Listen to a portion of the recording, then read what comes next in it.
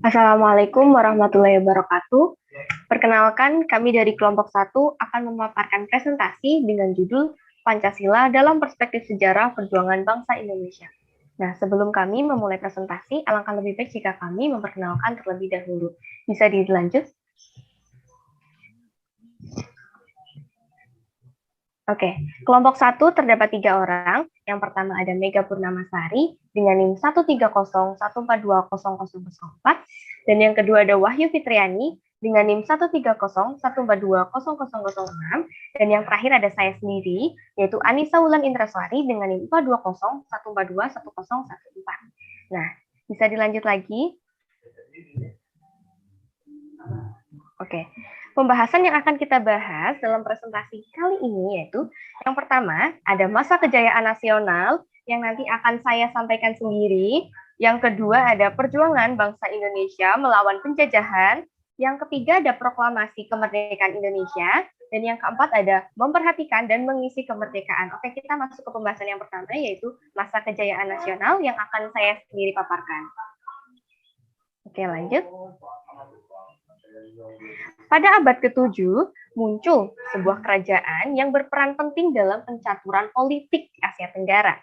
Kerajaan tersebut bernama Sriwijaya yang terletak di Sumatera. Nah, bisa dilanjut lagi?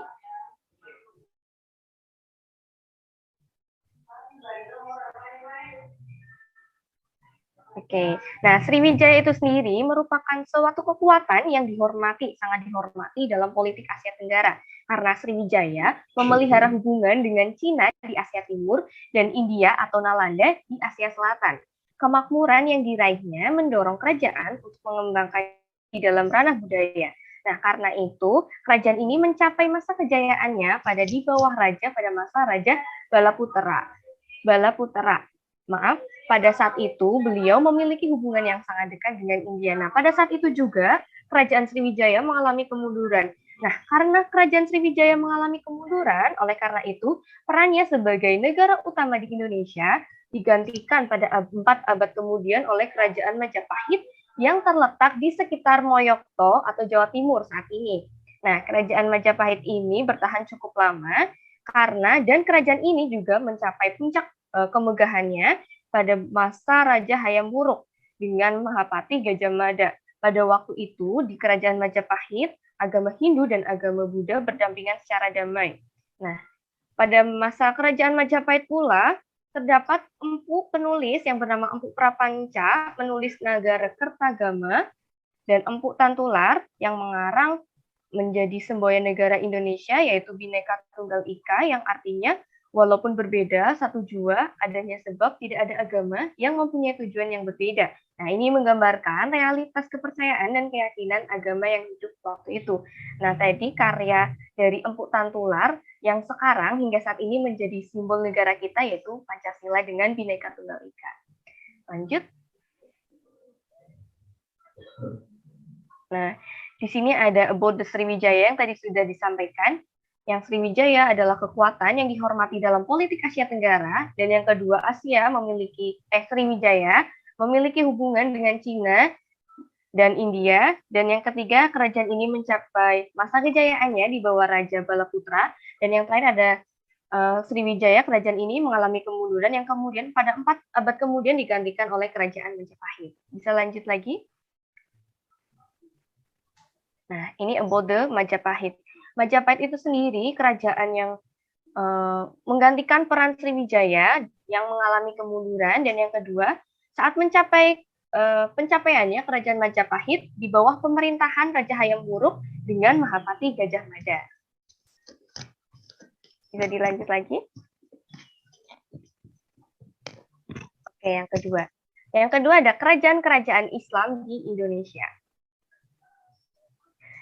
Kerajaan Islam pertama di Indonesia adalah Kerajaan Samudra Pasai. Ini pada abad ke-13.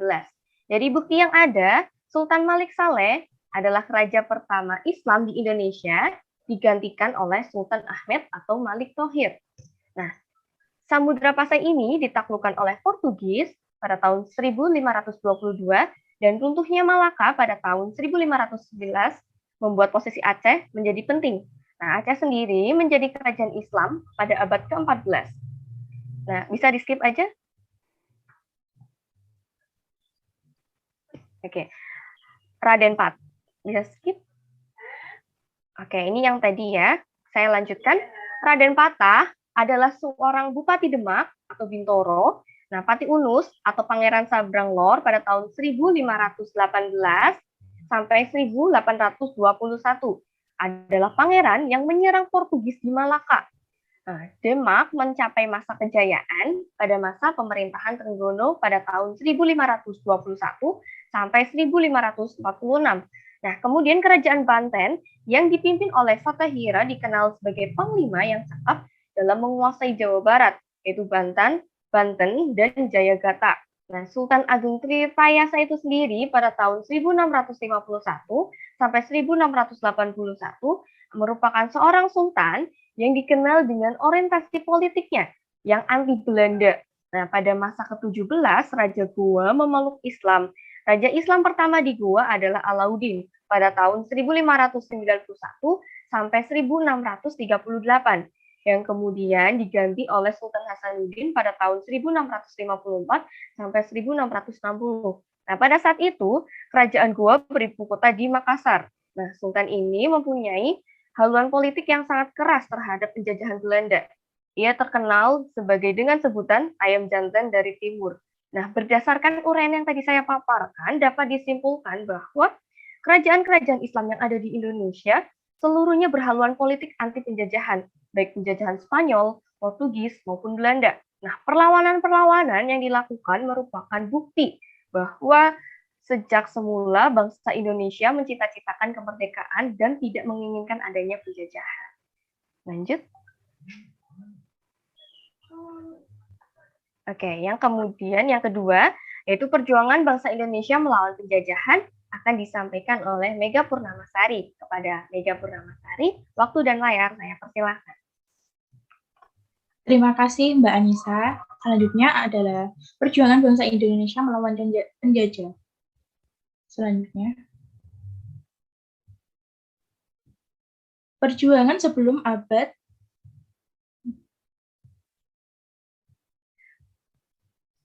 Undang-Undang Pertahanan diberlakukan pada tahun 1870 dan Indonesia dibuka untuk modal swasta asing. Namun, ini membuat Indonesia semakin menderita.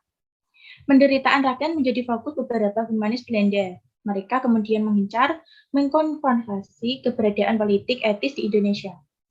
Politik utang yang diadopsi oleh Belanda dan keuntungan yang mereka peroleh dari Indonesia dikenal sebagai trust policy atau irigasi, imigrasi, dan pendidikan. Kebijakan ini terbukti didukung penuh oleh investor pendidikan ini khususnya. Selain keuntungan dan dinikmati oleh penguasa, kemudian melahirkan kelas intelektual di Indonesia yang tidak diinginkan oleh rakyat. Sejak awal abad ke-20, kelompok intelektual Indonesia telah berperan sebagai pengembang misi penderitaan rakyat. Dengan munculnya tokoh-tokoh nasional, manifestasi dari penderitaan rakyat yang pada masa-masa sebelumnya dieksploitasi melalui gerakan rakyat yang bersifat kedaerahan, sekarang dikembangkan ke dalam gerakan yang bersifat nasional. Next, bisa selanjutnya lagi. Maaf, bisa mundur ke belakang. Pergerakan nasional pada 1908 sampai 1945. Next.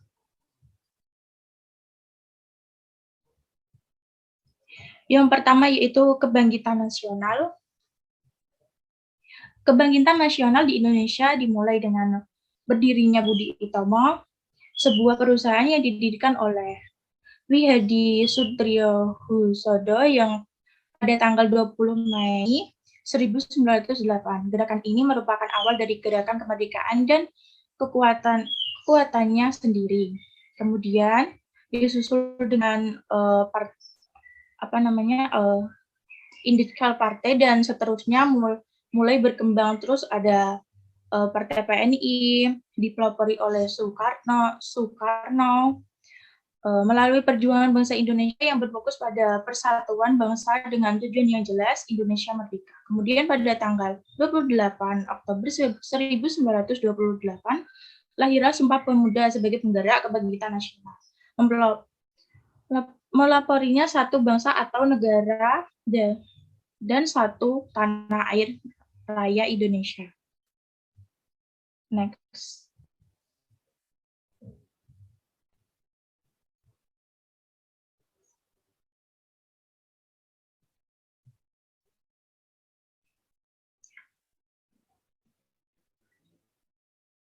Budi Utomo dan Liga Islam pada awalnya bukanlah gerakan politik, tapi keduanya kemudian memasuki dunia politik.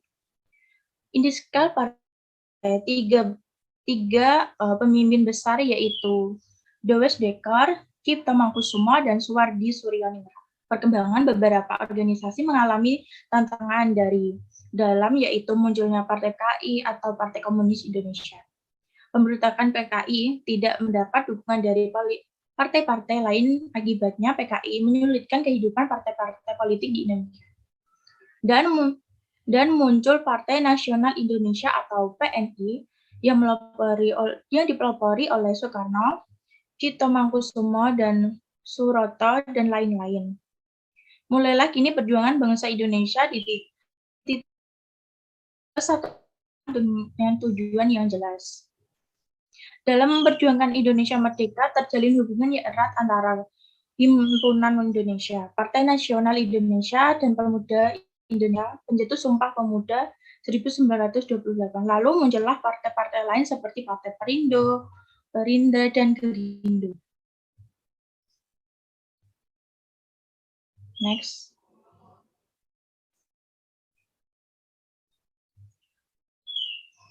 Kongres Pemuda Indonesia II diadakan pada tanggal 27 sampai 28 Oktober 1928 di Jakarta. Dalam kesempatan ini, W.L. Supratman memperdengarkan lagu ciptaannya yaitu Indonesia Raya. Hasil dari Kongres Pemuda II ialah putusan Kongres Pemuda Indonesia yang kemudian dikenal dengan nama Sumpah Pemuda, yang isinya kami putra-putri Indonesia mengaku bertumpah darah satu bangsa Indonesia. Yang kedua, kami putra-putri Indonesia mengaku berbangsa satu bangsa Indonesia.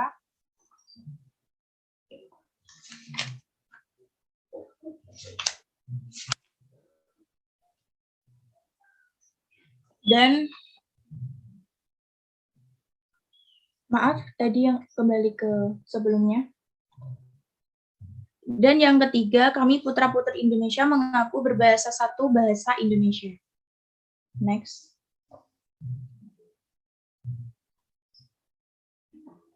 Perjuangan masa kedudukan Jepang. Pada tanggal 7 September 1944.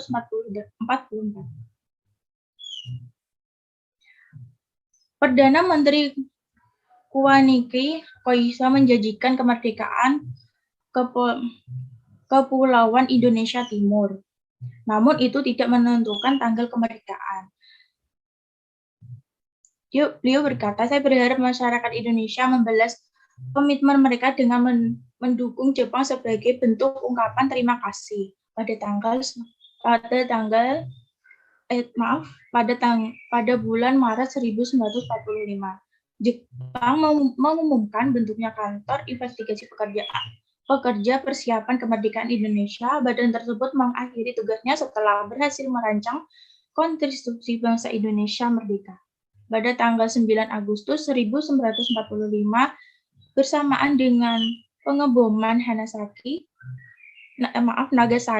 tiga tokoh Indonesia, Soekarno, Hatta, dan Rajman diundang ke Dalat Saigon untuk bertemu dengan Jenderal Panglima tertinggi wilayah selatan. Bagi mereka, telah menjanjikan kemerdekaan Indonesia.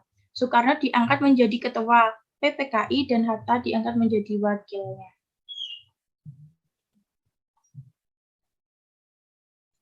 Yang ketiga akan dipaparkan oleh teman saya. Oke, terima kasih Mega atas pemaparannya tadi pada bagian kedua. Selanjutnya, bagian 3 yaitu Proklamasi Kemerdekaan Indonesia akan dipaparkan oleh teman kami yaitu Wahyu Fitriani. Kepada Wahyu Fitriani, waktu dan layar saya persilakan. Baik, terima kasih kepada Mbak Anissa. Saya akan melanjutkan materi yaitu yang ketiga yaitu Proklamasi Kemerdekaan Indonesia. Proklamasi Kemerdekaan tanggal 17 Agustus 1945 terjadi pada saat yang tepat, yaitu 2 hari setelah Jepang menyerah, sedangkan sekutu belum mendarat di Indonesia. Pada saat peristiwa tersebut adalah saat terjadi kekosongan kekuasaan atau vacuum of power pemerintahan kolonial atau saat terputusnya mata rantai penjajahan di Indonesia. Maka momentum yang sangat tepat itu oleh para pemimpin dan tokoh pemuda dipergunakan sebaik-baiknya untuk guna memproklamasikan kemerdekaan bangsa Indonesia. Untuk tanggal 18 Agustus 1945, panitia telah mempersiapkan kemerdekaan Indonesia bersidang untuk mengesahkan yang pertama pembukaan Undang-Undang Dasar 1945, yang kedua Undang-Undang Dasar 1945, serta memilih Presiden dan Wakil Presiden Rakyat Indonesia yang pertama. Untuk materi keempat, saya juga yaitu memperhatikan dan mengisi kemerdekaan.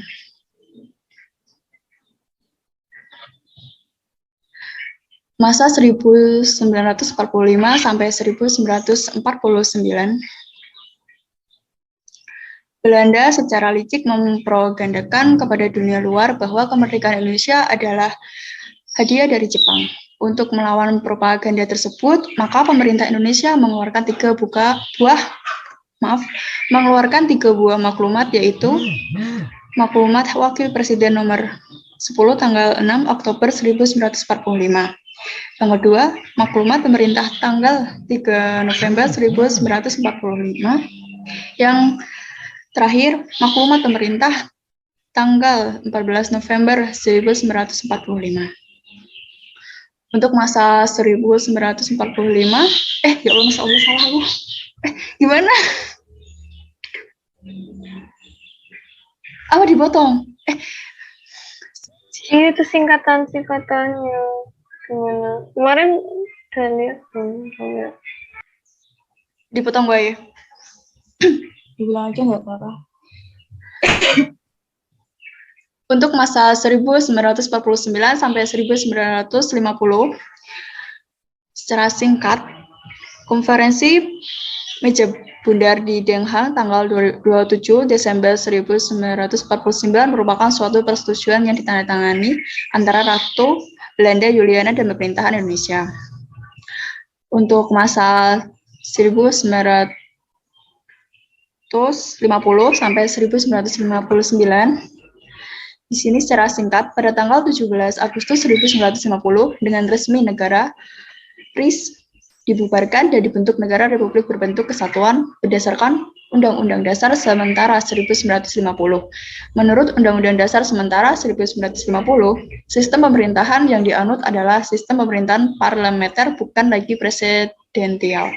Jadi, meskipun Undang-Undang Dasar Sementara masih bersifat unitaristik dengan bentuk negara kesatuan, namun jiwanya berbeda dengan Pancasila, Proklamasi, dan Undang-Undang Dasar 1945.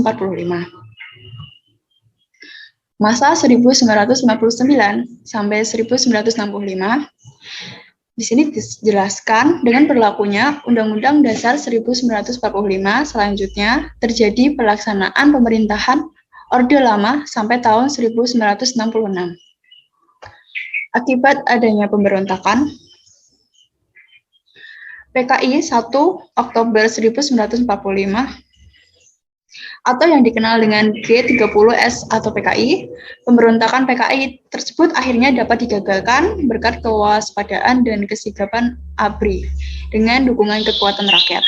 Rakyat menghendaki agar PKI dibubarkan dan dinyatakan sebagai partai terlarang di Indonesia. Masa 1966 sampai 1998, Orde Baru adalah suatu tantangan masyarakat dan pemerintahan yang menuntut dilaksanakan Pancasila dan Undang-Undang Dasar 1945 secara murni dan konsekuen. Munculnya Orde Baru ini diawali dengan aksi-aksi dari seluruh masyarakat, antara lain seperti pertama, Kesatuan Aksi Pemuda Pelajar Indonesia atau KAAPI. Yang kedua, Kesatuan Aksi Mahasiswa Indonesia atau KAMI. Yang terakhir, Kesatuan AK Guru Indonesia atau KAGI. Masa 1968 sampai sekarang, secara singkat itu seperti tuntunan reformasi, pembinaan karakter bangsa, dan revitalisasi nilai-nilai Pancasila dan aktualisasi nilai-nilai Pancasila. Baik, terima kasih, saya serahkan kepada moderator. Oke, terima kasih Wahyu atas pemaparannya. Demikianlah pemaparan dari kelompok 1. Kurang lebihnya mohon dimaafkan. Apabila ada teman-teman yang ingin bertanya, mungkin bisa ditanya melalui Elena. Terima kasih. Wassalamualaikum warahmatullahi wabarakatuh.